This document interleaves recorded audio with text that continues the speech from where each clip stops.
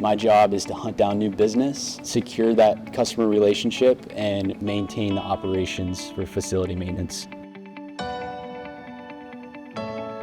The first few weeks stepping into this new role, it was just a lot of calling.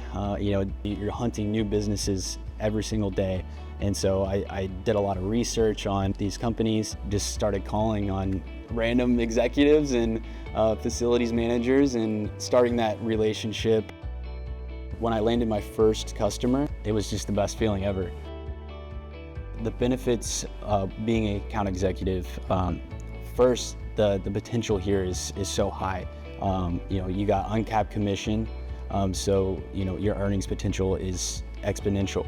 Second, if you love starting new relationships with customers, then you are going to love this role, and it's not going to feel like a job. If you would have told me, a couple years ago that this is where I would be, I would have said no way. Just the success that I've had here, it makes me so happy, and it makes me proud of myself, and it exceeded my expectations. I love DMG. I love that I picked this role, and it's grown me, it's challenged me, and I've gained so many skills from this role specifically.